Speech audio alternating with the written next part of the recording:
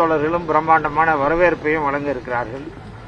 மிகப்பெரிய அளவில் எழுச்சியோடு இந்த நிகழ்ச்சி மாண்பு முதலமைச்சர் அவர்களை வரவேற்கக்கூடிய நிகழ்ச்சி.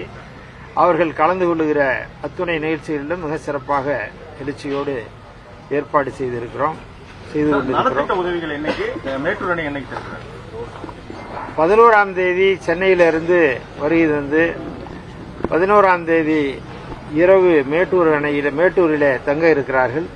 அன்றைய தினம் கட்சியின் சார்பாகவும் பொதுமக்களின் சார்பாகவும் பிரம்மாண்டமான வரவேற்பு 11ஆம் தேதி நடைபெற இருக்கிறது.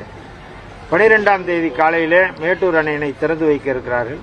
திறந்து வைத்துவிட்டு மேட்டூரிலிருந்து புறப்பட்டு ஓமலூர் வழியாக சேலம் வருகை தர இருக்கிறார்கள்.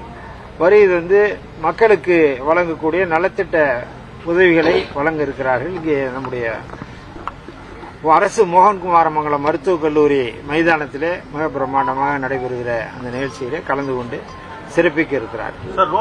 மக்களை சந்திக்கிறதா வாய்ப்பு? மேட்டூர் செல்லுகிற போது பொதுமக்களையும் கழக தோழர்களையும் மாண்புமிகு முதலமைச்சர் அவர்கள் சந்திக்க இருக்கிறார்கள். சார், நீங்க ஒரு 7 ட்ரிப் புது பஸ்லாம் விட்டுறீங்க. ஆனா தென் மாவட்டத்துக்கு கடந்த அதிமுக ஆட்சியில 12 பஸ் இயங்கிச்சு. அப்புறம் கட் பண்ணிட்டாங்க.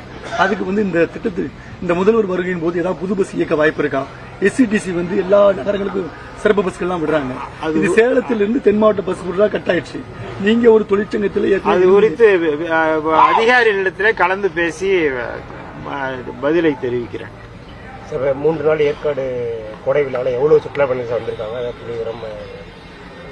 சுற்றுலா பயணிகள் சராசரியாக ஒரு வாரம் நடைபெற்றால் 1.5 லட்சம் பேருக்கு கலந்து கொள்வது கடந்த பல ஆண்டுகளாக இருந்து வருகிற நிகழ்ச்சி. எனவே இந்த வார இறுதியிலே தான் எவ்வளவு பேர் கலந்து கொண்டிருக்கிறார்கள் என்கிற புள்ளி விவரத்தை சொல்ல முடியும்.